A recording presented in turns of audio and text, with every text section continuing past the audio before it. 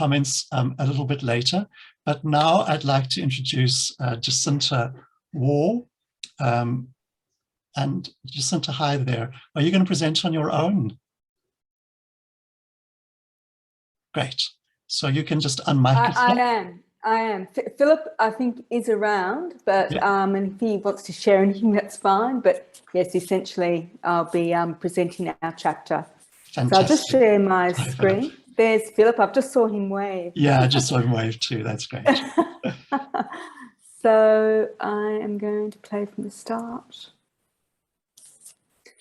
Now, I'm hoping that you're all seeing a screen that has getting by and getting ahead in Australia.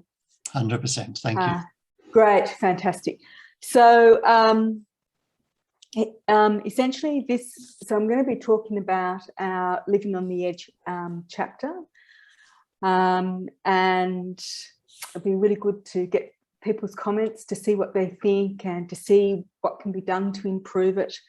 So at this point, its title is Getting By and Getting Ahead in Australia, a conceptual approach to examining the individual impact of informal social capital on care leaver transitions. And I'm writing it alongside my two supervisors, Professor Philip Mendes and Dr. Catherine Flynn. So what I'm going to do for the next 15 minutes or so is just talk about the 5 parts of the chapter. That this is my thinking so far.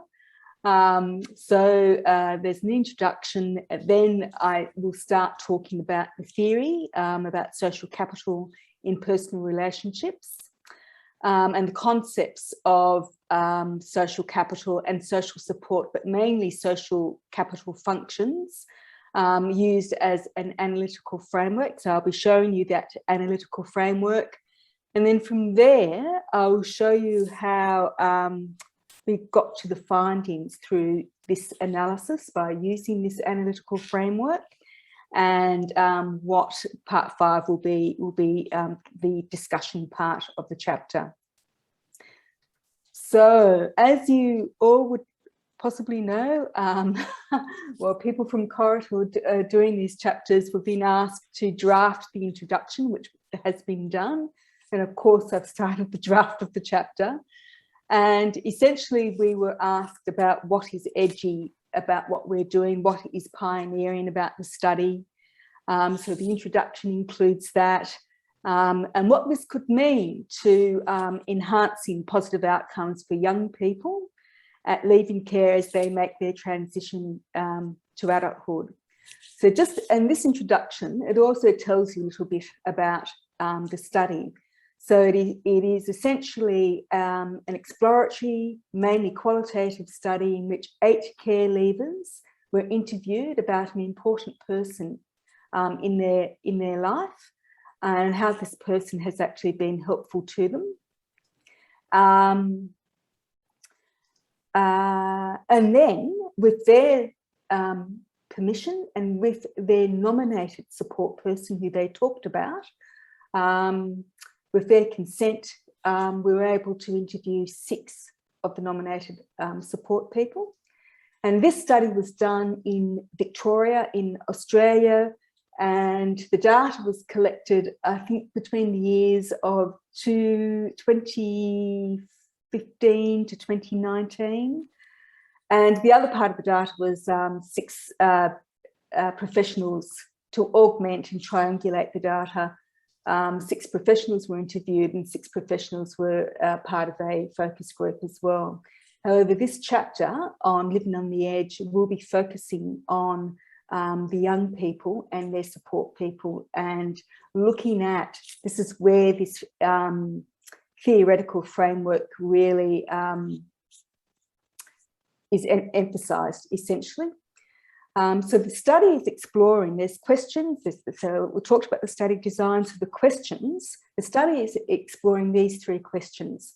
How do young people leaving out of home care describe their informal relationships with the people they nominate as important to them? How do social capital and social support interact in important informal relationships for young people leaving out of home care.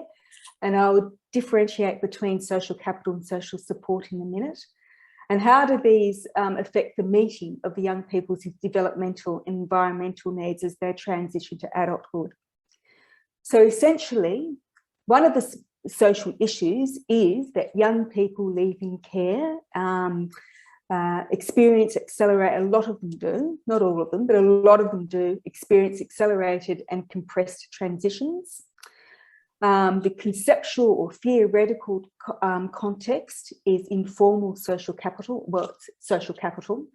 The policy context is leaving care in Victoria, and in Victoria just recently, the latest policy change from January this year is that we've been able to extend leaving care to the age of 21 years.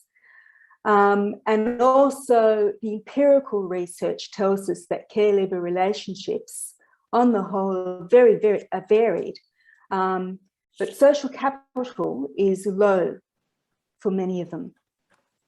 So that's a lot of the information that will be I'll be talking about in the introduction, or briefly about the introduction.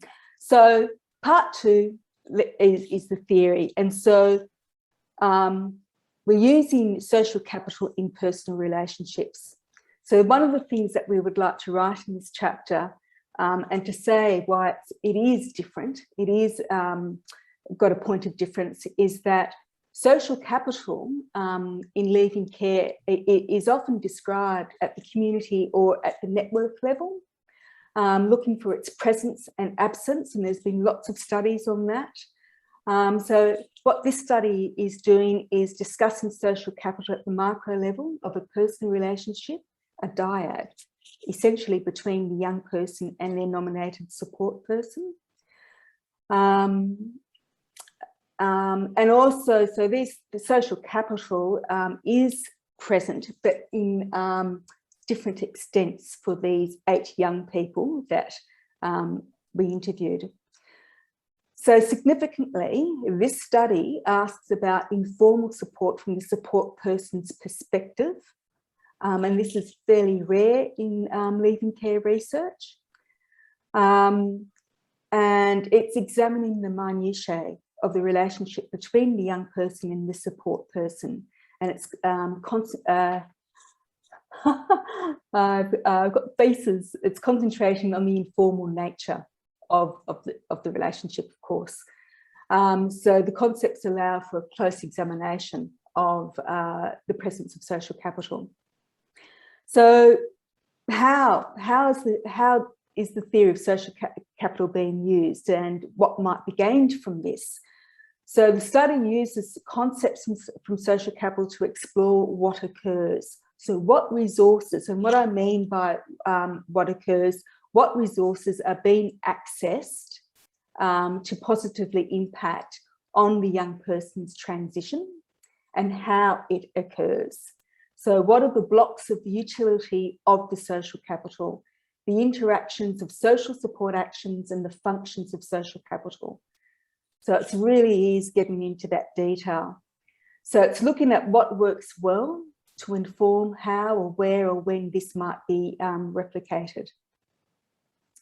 So we'll continue on a little bit more with theory. So I would argue that this study is theory driven. In my PhD, I talk about the theory right from the very beginning of the thesis. And we're highlighting the concepts of social capital and social support in the lives of young people. And it's not a primary aim of the study, but the theory reconceptualised. What is meant by that is that by highlighting some of the impact of some of the lesser known functions of social capital and their the interactions of social capital in the lives of young people leaving care, hopefully it would lead to a deeper understanding of social capital, informal social capital, and how it works in their lives. I'll just take a glass of water. So continuing on with the theory again, we're going to be looking at, this is the conceptual framework. So essentially what we have is that an individual in the network helps a care leaver with some social support. So practical, emotional, esteem, appraisal or companionate, and facilitates the social support through. And this concept of facilitating social capital I got from Coleman, an American sociologist who did some work on social capital in the 1980s. And so facilitates bonding, bridging, linking, reciprocity, informational channels and norms and effective sanctions. And then looking at how these all interact to assist with the meeting of need or the access to resources. And these resources, the developmental resources of emotional behavioural development, family and social relationships, identity, social presentation, and independent living skills, I have taken from the looking after children in care framework, which is part of the our Victorian state framework that Child Protection uses, looking after children framework. And, you know, these young people have left care, so looking at their income, their housing, education, that should be employment and training, and health. And so then to discover how all of this, to experience a more gradual transition, more akin to their non-state care counterparts. So what you'll see here, what I'm trying to look at is how resilience is built. I agree with what Adrian was saying earlier. Resilience is a process. I think John Pinkerton has actually also talked about the social ecology and resilience as part of that, as being a process, and social capital as part of that social ecology of, you know, the young person in their environment. Absolutely, there's a whole lot of other things to do with their environment as well, but this is actually really sort of drilling down to that micro level.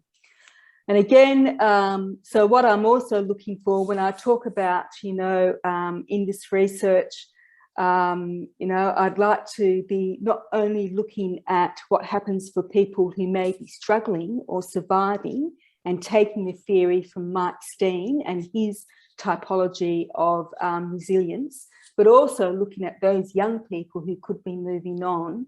And in fact, what we do know about that is that they do have strong support networks, young people who are moving on.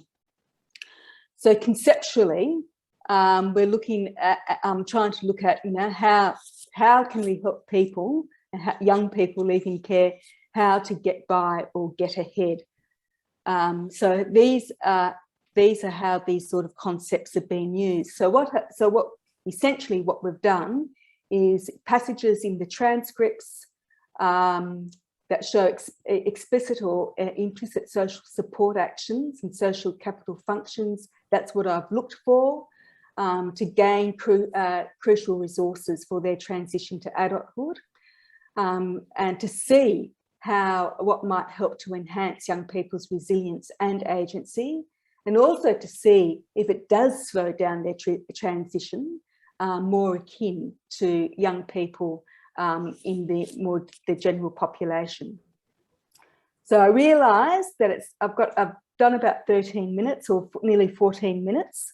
So essentially, so that's all the sort of the theory and how it's actually driven in this chapter and what we're looking at. And then to show the reader, I'm going to probably be giving 3 or 4, probably 3 case vignettes And there's some elements to those case vignettes which will be the same for all of the young people and their nominated support person. So if we're looking at their current age and living situation, the reason why the young person came into care. And I've just really here have tried to give an example of one of the case vignettes, which is Leroy and Helen. Leroy is the young person who's left care, and Helen is a very close friend of Leroy's. A brief description of the young person's nominated support person, including the role they played in the young person's life, the main patterns of interaction between the young person and the nominated support person, and the role of the nominated support person plays now in the young person's life. And then this is really essentially just to show you how the theory or the concepts work. And so I've sort of taken the data, I've looked at it, I've evaluated it, I've looked at what is the implicit or explicitly what's it saying, is it what sort of support is going on and what sort of social capital is going on, and then what need it would be helping to meet. So I've got a question about that later on that I might ask you, but I will just carry on, because then I just want to also show you that what we're going to be doing in the chapter as well is also showing that there's a continuum of helping with needs met. This is what I think the using social capital as a theory has actually shown me, and the presence of social capital in young people's lives. Often, you know, people, sometimes we've thought it's not a binary thing, it's not absent or completely present or completely absent. There's a continuum going on. And for Trudy, for instance, her nominated support person was her ex-foster carer, and John, his nominated support person was his ex-respite carer, who he kept in contact with. So essentially, for some young people, looking at their social capital in this way, in this sort of personal relationship, some young people have an abundance of social capital, while others have less so of social capital. But all of them have actually found it the social capital that they do have is very important. So essentially, for discussion, there are 5 themes that I'll be discussing, or that we will be discussing: how it is valuable for all of care leavers, how it can be continuous, then formal social capital, how social capital helps build informal, meaningful and trustworthy relationships over time through the functions of bonding and reciprocity. And once they've got these actually help the other functions of social capital, like being able to bridge someone or link someone, to take effect. It creates normative social experiences for young people in and leaving care, and it helps to develop their resilience and positive self-identity. And finally, as part of the discussion, we'll be talking a little bit about practice and policy deliberations, the implications for that, but also the value, going back to the value of the theoretical concepts in this study.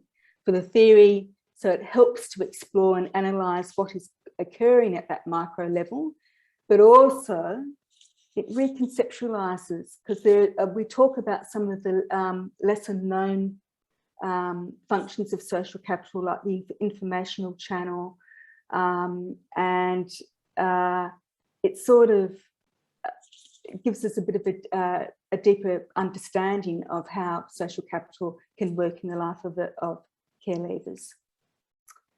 And essentially, that's it at 18 minutes 40. Sorry, Adrian, and sorry, everyone, but thank you for listening. And if people have questions, that'd be great.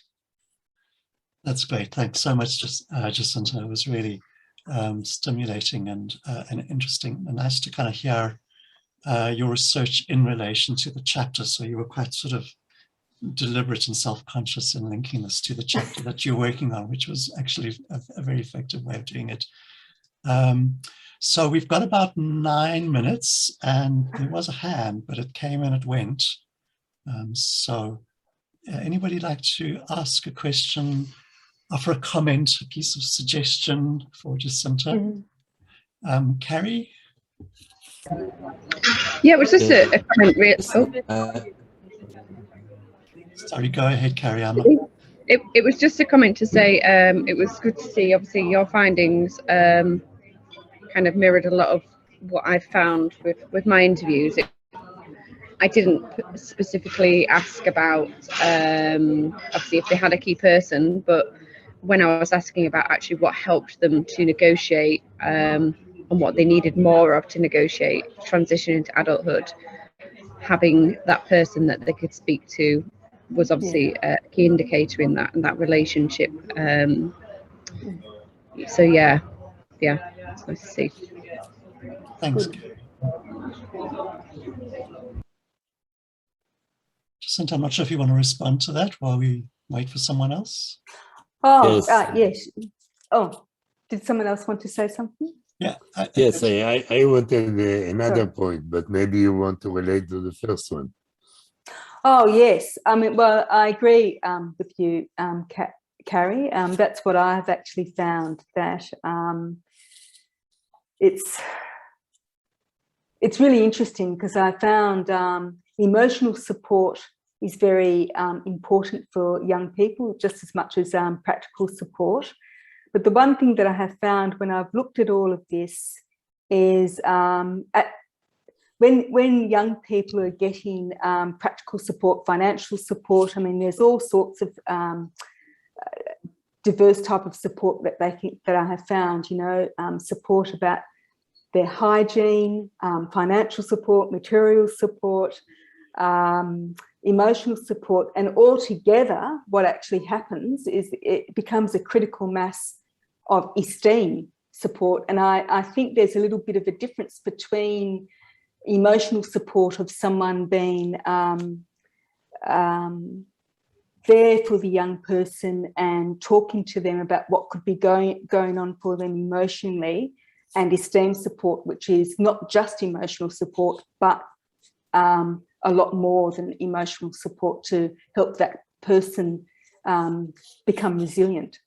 So, and I do think it's with people that they find that. The other thing that I just want to say about this chapter, just briefly, which I did miss, that we will be defining all of these different types of functions of social capital and support actions as well. Thanks, Jacinta. Emmanuel.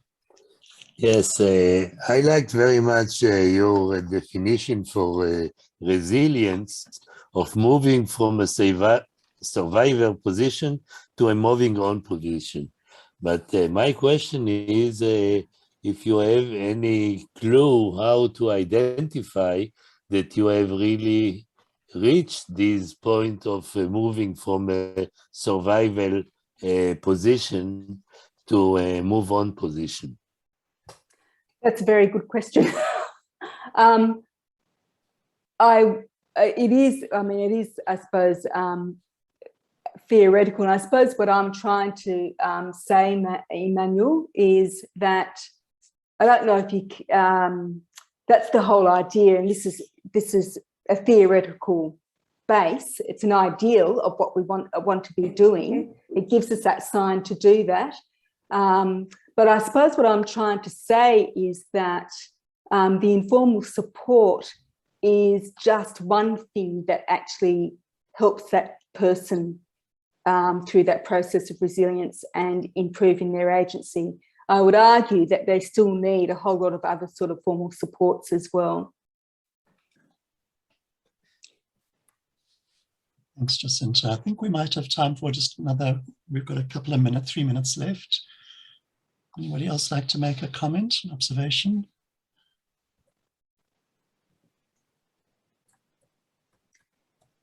Do you want to ask the group a question, Jacinta? I think you had a question up your sleeve. I do. If you just bear with me just for a minute. Sorry.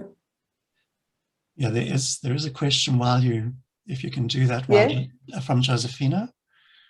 Yes. I think that the importance of social support, I think that we have had several research that show that. The question for me, more important question is how we can improve their social support. What are the differences in the different kind of